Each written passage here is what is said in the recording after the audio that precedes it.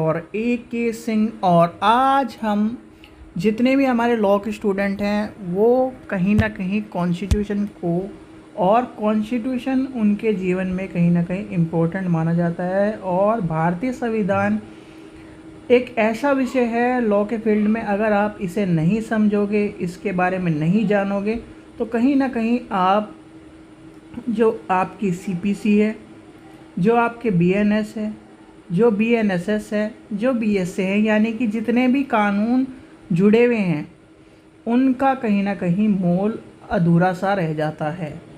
तो इसी को मद्देनज़र रखते हुए आज हम भारतीय संविधान के बारे में जानेंगे। और ये सीरीज़ आपकी भारतीय संविधान के सारे भाग, सारे अनुच्छेद, सारी चीज़ों को लेकर आपके लिए तैयार करी गई है। यानी कि इसमें आपको डे बाय डे सारे की सारी चीज़ें मिलती चल जाएगी। पहले आपका भाग 1 जिसमें 1 से 4 तक है, भाग 2 फिर आपका यानी कि नागरिकता के बारे में, फिर मौलिक अधिकार, फिर DPSP, फिर आपके फंडामेंटल ड्यूटीज़। तो इस तरह से हम क्या करेंगे, सारे के सारे हमारे संविधान में जितने भी अनुच्छेद हैं, जितनी भी इम्पोर्टेंट चीज़ हैं, और संविधान याद करना, यानी कि संविधान याद करना लॉ स्टूडेंट के लिए बहुत ही इम्पोर्टेंट है। जितना CRPC, CPC, IPC, BNS ये याद करना इम्पोर्टेंट होता है, उतना उससे ज़्यादा इम्पोर्टेंट आपका भारतीय संविधान इम्पोर्टेंट है। तो समय व्यर्थ न करते हुए चलिए शुरू करते हैं। सबसे पहले 3 बातों का आपको पता होना चाहिए कि जो भारतीय संविधान है कब बनकर तैयार हुआ, कितना समय लगा और कब लागू हुआ। तो भारतीय संविधान की जब हम बात करते हैं, 2 डेट आती हैं 26-26 की, यानी कि एक डेट होती है 26 नवंबर 1949। इस दिन क्या हुआ था, संविधान सभा द्वारा इसको अपनाया गया था, यानी कि तैयार हो गया था, भारतीय संविधान बनकर तैयार हो गया था। और इस दिन संविधान सभा द्वारा संविधान को अपनाया गया था। फिर आपसे क्वेश्चन पूछा जाता है कि संविधान बनने में टाइम कितना लगा। तो संविधान बनने में 2 वर्ष 11 महीने 18 दिन लगे थे। ठीक है, 2 वर्ष 11 महीने 18 दिन लगे थे। फिर आपसे एक डेट और इम्पोर्टेंट पूछी जाती है कि इसे कब लागू किया गया। आप 26 जनवरी मनाते हो, तो 26 जनवरी जो मनाई जाती है, हम 26 जनवरी के दिन, यानी कि 26 जनवरी 1950 को, यानी कि इस दिन भारत के गणतंत्र दिवस से क्या करा गया था, संविधान को मान्यता दे दी गई थी। और इस दिन से क्या हो गया था, संविधान पूरा एक्टिवेट हो गया था। ठीक है, ये हम एक मेन 3 चीज़ आपको पता होनी चाहिए। अब आते हैं भारतीय संविधान की बात करते हैं। भारतीय संविधान में सबसे पहला भाग आपको बताता है क्या, यानी कि सबसे पहले भाग में 4 अनुच्छेद दिए गए हैं जो राज्य और उसके संघ के बारे में, यानी संघ और उसके राज्य क्षेत्र के बारे में बताता है। भाई आप किसी के घर जाओगे या फिर आप किसी के बारे में जानोगे तो सबसे पहले क्या जानोगे, उसके नाम को जानोगे। तो नाम इसी तरह से हम क्या करेंगे, संविधान के बारे में जानेंगे।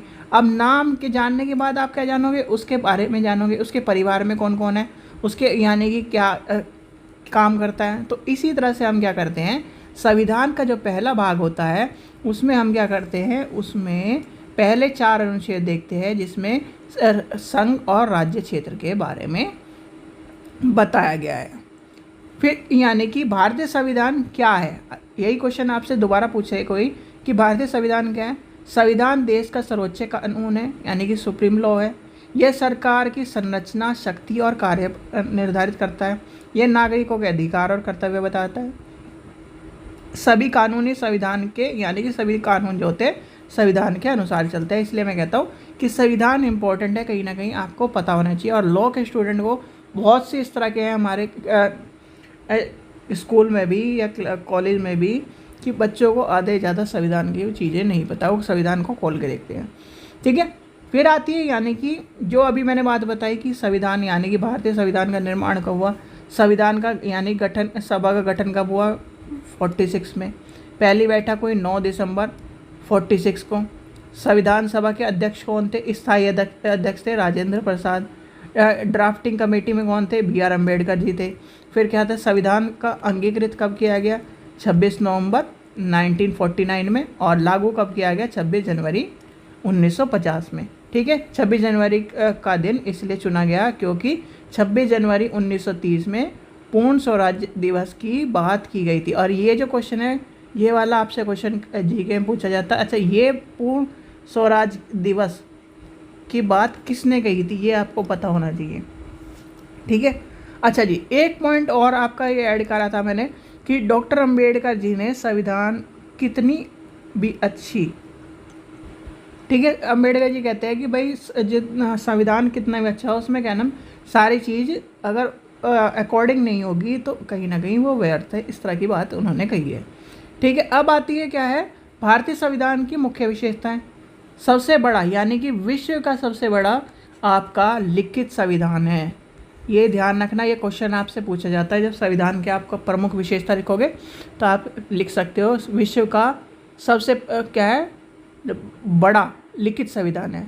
संसदीय शासन प्रणाली है, संघीय व्यवस्था है, एकता है, स्वतंत्र न्यायपालिका है, मौलिक अधिकार है, राज्य नीति निर्देश तत्व है, मौलिक कर्तव्य है, एक एकल नागरिक है, सार्वभौमिक वयस्क मताधिकार है और धर्मनिरपेक्ष सामाजिकवाद और लोकतंत्र और गणराज्य की बात कही है। अच्छा, ये वाली जो चीज़ है ये हमारे कहाँ पर है, प्रियम्बल में यानी कि उद्देशिका में, और उद्देशिका एक बार आपकी अमेंडमेंट हो चुकी है। ठीक है, मुख्य बिंदु क्या कहा गया, यानी कि भारत विश्व का सबसे विस्तृत और सबसे बड़ा, सीधे बात मान के चलो, सबसे बड़ा लिखित संविधान रखता है। अब आते हैं हम भाग एक।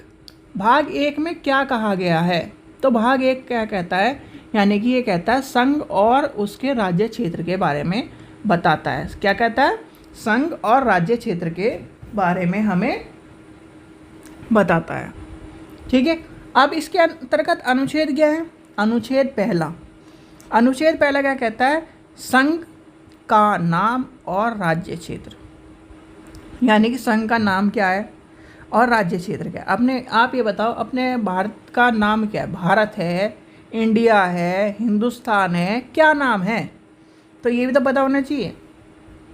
दूसरा अनुच्छेद क्या बताता है, नए राज्यों का प्रवेश और स्थापना किस तरह से होगी। ठीक है, यहाँ पर आपको ये पता होना चाहिए। अब इसमें आप ये कहोगे जी अनुच्छेद दो, अनुच्छेद ठीक है 2 का भी है। अब 2 का क्या कहता है, सिक्किम का संघ के साथ संयुक्त किया जाना, यानी कि ये अनुच्छेद है। वैसे हम क्या नाम, हम 4 ही पढ़ते हैं तो इन, ठीक है। अब आते हैं अनुच्छेद तीसरे पर। अनुच्छेद तीसरा क्या कहता है, जो नए राज्य होते हैं यानी कि राज्य का निर्माण, उसकी सीमा और उसका क्षेत्र और नाम में परिवर्तन, जो हम क्या करते हैं ना कि ये कहते हैं कि भाई राज्य का नाम बदल दिया, राज्य के ये सब चीज़ें, वो अनुच्छेद तीसरे के हिसाब से होती है सारी चीज़ें। यानी कि अनुच्छेद जो तीसरा कहता है और नए राज्यों का निर्माण, वर्तमान राज्यों का जो क्षेत्र है, सीमाएं और नामों में परिवर्तन की बात करता है। अब आते हैं अनुच्छेद चौथे पर।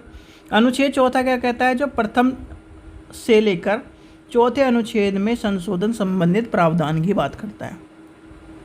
ठीक है, जितने भी आपके संशोधन हैं वो सारे के सारे अनुच्छेद चौथे में बात करते हैं। चलिए, तो सबसे पहला अनुच्छेद आता है हमारा अनुच्छेद 1, यानी कि भारत राज्य का संघ है। अब भारत राज्य का संघ है यानी कि संघ का नाम और राज्य क्षेत्र की बात करता है। जब राज्य क्षेत्र की बात करेंगे हम, तो राज्य क्षेत्र में सबसे पहले आपको क्या पता होना चाहिए भाई, सबसे पहले तो आपका नाम आता है। तो नाम क्या है, यानी कि भारत अथवा इंडिया राज्य का संघ है। ठीक है, भारत का नाम इंडिया, दैट इज़ भारत, यानी कि इंडिया अर्थात भारत। लिखा हुआ क्या है, भारत अथवा इंडिया राज्य का संघ है। ठीक है, ये बात आपकी क्लियर कट आपके संविधान में लिखी हुई है। दूसरी बात क्या कहता है, भारत राज्यों का संघ है यानी कि यूनियन ऑफ स्टेट है। ठीक है, ये आपकी बात कहता है, यानी कि फेडरल ऑफ स्टेट नहीं कहता, यूनियन ऑफ स्टेट। ठीक है, राज्यों का संघ है। क्या कहता है? राज्यों का संघ है। इस चीज़ का ध्यान रखना है आपको। कभी भी आप कभी गलती कर दो, यूनियन ऑफ स्टेट है, यानी कि India that is Bharat shall be A union of state. इस तरह की लैंग्वेज आपकी कॉन्स्टिट्यूशन में लिखी हुई है। फिर क्या कहता है? राज्य को अलग होने का अधिकार नहीं है। ये जो अधिकार अगर हम दे देते तो हैदराबाद आज क्या हो जाता? पाकिस्तान में मिल जाता। और हमारे जो सरदार पटेल जी हैं उनकी बदौलत ही कहीं ना कहीं जो रियासतें थी उनका जो जोड़ने का काम दिया था या जोड़ने का काम किया है, उनकी बदौलत ही। नहीं तो आज हम जैसे मान लीजिए अगर आप दिल्ली से मेरठ जा रहे हो, मेरठ से क्या नाम दिल्ली जा रहे हो या इस तरह से जा रहे हो, तो इस छोटी छोटी जगह में भी पासपोर्ट लगते हैं। ठीक है, तो ये आपको पता होना चाहिए। फिर क्या कहता है? भारत एक अखंड राष्ट्र है। क्या कहता है? भारत एक अखंड राष्ट्र है। तो इस तरह की बात कहीं ना कहीं हमारे पहले अनुच्छेद में बताती है। यानी कि भारत के राज्य क्षेत्र की में शामिल क्या है? राज्य, जैसे कि उत्तर प्रदेश, आपका राजस्थान, बिहार, ये सब बताइए। संघ राज्य का क्षेत्र क्या है? दिल्ली, आपके जितने भी सारे के सारे, दिल्ली हो गया, लद्दाख हो गया, चंडीगढ़ हो गया, अंडमान निकोबार हो गया। भविष्य में प्राप्त क्षेत्र की बात करता है। ये सारी चीज़ें आपको बताता है। तो ये आपको पता होना चाहिए। जो भारत के संविधान की बात है उसमें क्या लिखा है? भारत अथवा इंडिया राज्यों का संघ है। राज्य और उनके राज्य क्षेत्र में होने वाले जितने भी, यानी पहली सूची के अनुसार चलेंगे। ठीक है, राज्य का जो क्षेत्र होगा, पहली सूची में निर्देश दिए गए हैं, वो सारी चीज़ें पहली सूची के अनुसार चलेंगे। तो मेनली आपका ये पॉइंट इम्पोर्टेंट बनता है, क्या? भारत अथवा इंडिया राज्यों का संघ है। ठीक है, अब आते हैं हम दूसरे अनुच्छेद पर। दूसरा अनुच्छेद क्या कहता है? नए राज्यों का प्रवेश या स्थापना। अब नए राज्यों का स्थापना किस तरह से करेंगे हम? भाई, नए राज्यों का प्रवेश व स्थापना करते हैं तो उसमें क्या बात कही गई है? तो उसमें यानी कि आपके संविधान में, कॉन्स्टिट्यूशन में लिखा गया है संसद विधि द्वारा, ऐसे यानी कि, ठीक है। अब हम क्या है, पहले इसकी लैंग्वेज समझ लेते हैं, फिर आपकी कॉन्स्टिट्यूशन में समझा दूंगा क्या लिखा हुआ है। तो सबसे पहले क्या कहता है? संसद को नए राज्य भारत में सम्मिलित करने का अधिकार है। ठीक है, संसद किसी भी नए राज्य की स्थापना करने का अधिकार रखती है। यह अधिकार केवल संसद के पास है। इसके लिए संविधान संशोधन की आवश्यकता नहीं होती। ठीक है, संबंधित प्रावधान जो होता है अंतर्गत साधारण बहुमत से कानून बनाया जा सकता है। अब जैसे कि आप क्या हो, मान लीजिए हम उत्तर प्रदेश के निवासी हैं। ठीक है, उत्तर प्रदेश में आपको देखने के लिए मिला, यानी कि उत्तर प्रदेश, उत्तराखंड, ठीक है, आपका झारखंड, जो इतने भी हैं, छत्तीसगढ़, तेलंगाना आदि राज्यों का गठन हुआ। तो वो किस की बदौलत हुआ? वो इसी बदौलत हुआ था, यानी कि भारत की संसद ने इसे कहीं ना कहीं अलग राज्य का दर्जा दिया था। उत्तराखंड कब बना? 2000 में बना या 2001 में बना, बताइए। ठीक है, ये कमेंट सेक्शन में बताइए कि उत्तराखंड कब बना, उत्तराखंड बताइए। और इसमें ये बताइए तमिलनाडु, ये दोनों लेटेस्ट क्या नाम आसपास के हैं, तो आप ये बताइए। ठीक है, अच्छा, अब कॉन्स्टिट्यूशन में क्या लिखा हुआ है? कॉन्स्टिट्यूशन में लिखा हुआ है संसद विधि द्वारा, ऐसे निबंधों द्वारा और शर्तों पर जो वह ठीक समझें, संघ में नए राज्यों का प्रवेश, यानी कि उसका जो प्रवेश हो रहा है या उसका जो स्थापना हो रही है, वो कर सकता है। तो ये आपका क्या है, ब्रेक डाउन कर ये पॉइंट इस तरह से आपके लिखे हुए हैं। किसी को कोई भी चीज़ समझ में ना आ रही हो, बिल्कुल आपको आराम से समझा रहा हूँ, जैसे छोटे बच्चे को समझाते इस तरह समझा रहा हूँ, जिससे आपको कॉन्स्टिट्यूशन समझ में आ जाए। कॉन्स्टिट्यूशन समझ में आ गया तो बहुत सारी चीज़ें आपको समझ में आ जाएगी। फिर आते हैं हम अनुच्छेद 3 के बाद। अनुच्छेद 3 क्या कहता है? राज्यों का निर्माण, सीमा में परिवर्तन और नए जो यानी कि नाम में परिवर्तन की बात करता है। ठीक है, अनुच्छेद 3 क्या कहता है? भाई, नए राज्यों को बनाना किस तरह से है, नए राज्य किस तरह से बने? अभी 2 में हमने क्या कहता, दो में हमने क्या कहा, संसद के द्वारा बना दिया, विधि द्वारा बना दिया, शर्तों के द्वारा बना दिया, ये सब चीज़ें वो बन गई। यानी कि नए जो राज्य का बनना है, संसद कानून बनाकर भारत में किसी भाग को नए राज्य में बना सकती है। सीमा परिवर्तन, सीमा परिवर्तन क्या है भाई, उत्तर प्रदेश था, इतना बड़ा उत्तर प्रदेश है, उसे काट के नया राज्य बना दिया, सीमा कट हटा दी। ठीक है, अब जैसे आपने देखा होगा कि पहले यूपी बहुत आगे तक लगता था, अब क्या है, यूपी का नाम एरिया कम हो गया है। ठीक है, वहाँ पर दिल्ली का एक्वायर्ड हो गया है। तो ये सब चीज़ें आपको पता होना चाहिए। तो ये क्यों हो रहा है, किस अनुच्छेद के अनुसार होता है, तो ये हमें इसलिए इम्पोर्टेंट माना जाता है। ठीक है, एक लॉ के स्टूडेंट को तो ये सारी चीज़ें पता ही होनी चाहिए भैया। ये उत्तराखंड कब बना, जो दिल्ली एनसीआर के जो क्षेत्र हैं वो कैसे कैसे कटे।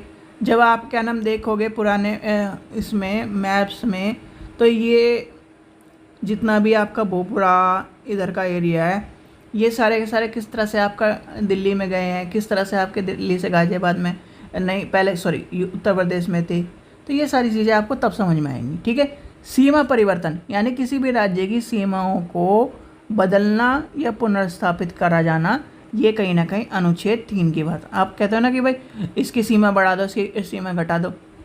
अच्छा, एक क्वेश्चन अभी यहाँ से पूछ सकता हूँ मैं। उत्तर प्रदेश में 75 ज़िले हैं। ठीक है, 4 ज़िलों को अलग करने की बात कही गई थी। ठीक है, जिसमें क्या था, 4 ज़िले कौन कौन से थे, नोएडा, गाज़ियाबाद, मेरठ और मुजफ्फरनगर। ठीक है, ये 4 ज़िले शायद अलग करने की बात कही गई थी। और किस सरकार में कही गई थी और किस कानून के अंतर्गत ये बात कही गई थी, बताओ। ये भी तो आपको पता होना चाहिए। और जो नए, अच्छा 75 ज़िले से पहले कितने स्टेट थे यूपी में, सॉरी स्टेट बोल रहा हूँ, डिस्ट्रिक्ट थे, ज़िले कितने थे। ठीक है, तो ये भी आपको पता होना चाहिए। अब डिस्ट्रिक्ट जो कटे हैं वो किस तरह से कटे हैं, कैसे कटे हैं, तो ये भी तो आपको पता होना चाहिए कि भाई आप जब कॉन्स्टिट्यूशन का भाग 3 पढ़ रहे हो तो कहीं ना कहीं क्या भाग 3 में बात कही गई है, क्या भाग 2 में बात कही गई है, यानी अनुच्छेद 3 में बात कही गई है, या अनुच्छेद 2 में बात कही गई, भाग 3 बोल रहा हूँ सॉरी, भाग 1 के अनुच्छेद 2 में या अनुच्छेद 3 में कही गई है। तो ये सब चीज़ें आपको पता होनी चाहिए। ठीक है, फिर आता है क्षेत्र का बढ़ना या घटना। ठीक है, राज्य के जो क्षेत्र को बढ़ाया जाता है घटाया जाता है वो क्या करा जाता है, अनुच्छेद 3 में। अभी जो मैं बात कर रहा था वो कहीं ना कहीं बच्चे समझ रहे होंगे, यहाँ पर आपकी चीज़ें आ रही हैं। नाम में परिवर्तन यानी किसी भी राज्य का नाम बदलना अनुच्छेद 3 के अंतर्गत आता है। आप कहते हो ना कि भाई इसका नाम बदल दिया, इसमें क्या दिक्कत थी, इसमें क्या दिक्कत थी, वो अनुच्छेद 3 के नाम से यानी कि अनुच्छेद 3 में आपके नाम बदले जाते हैं। फिर आता है राष्ट्रपति की अनुशासन और राज्य का परामर्श, यानी राष्ट्रपति की सिफारिश पर संसद विधेयक बनाती है और संबंधित राज्यों से उनके विचार परामर्श लिए जाते हैं और कहीं ना कहीं उसकी सहमति आवश्यक नहीं होती। ये चीज़ ध्यान रखना, परंतु उसकी सहमति आवश्यक नहीं होती। ठीक है, तो इसके अंतर्गत सारी चीज़ें आपको लेके चली जाती है और कहीं ना कहीं आप इसके अनुसार काम कर सकते हैं। अच्छा, नोट में आपका देखिए ये लिखा हुआ है, इस अनुच्छेद के अंतर्गत बनाए गए कानून को किसी भी न्यायालय में किसी भी यानी कि किसी भी आधार पर चुनौती नहीं दी जा सकती। अब मैं जो कल को क्या है यानी कि एडवोकेट हूँ, मैं कल को कह दूँ जी ये नहीं है, नाम गलत है, आप इसे नाम को हटाओ, तो पहले ही दे रखा है, तो इसे चैलेंज नहीं करा जा सकता। अब आते हैं हम अनुच्छेद 4। अनुच्छेद 4 जो है थोड़ा सा आपको समझना पड़ेगा। अनुच्छेद 4 क्या कहता है, अनुच्छेद 4 जो है आपकी पूरी कहानी बता देता है। जो ऊपर के हमने यानी चारों लेके चले हो। प्रथम से चौथे अनुच्छेद में संशोधन, यानी कि विधि द्वारा संशोधन का अधिकार होता है, संसद की विशेष शक्ति होती है, लचीला प्रदान करता है और संवैधानिक प्रक्रिया के अंतर्गत हम लेके चलते हैं। अच्छा, भारत में पहला कौन सा ऐसा राज्य है जो भाषा के आधार पर, यानी कि भाषा के आधार पर बना है, ये भी आपको कमेंट में बताना है और कब बना था। अब चलो मैं आपको हिंट दे देता हूँ, 1970 से पहले यानी कि पहले बना है। 1970 क्या 1900 और पहले लगा लो, पर ये हिंट आपके लिए बहुत है। ठीक है, अब विधि द्वारा संशोधन का अधिकार यानी संसद को संविधान के प्रावधानों के अनुसार प्रथम अनुसूची राज्य और केंद्र शासित की बात करता है, यानी कि शामिल प्रदेशों के चतुर्थी अनुसूची क्या कहती है? राज्यों में राज्यों के प्रतिनिधित्व करने की बात करते हैं, संशोधन करने की बात करते हैं। फिर दूसरा पॉइंट क्या कहता है? संसद का विशेष शक्ति, जो अनुच्छेद के अंतर्गत किसी भी संशोधन के अनुसार काम करते हैं उसकी बात करता है।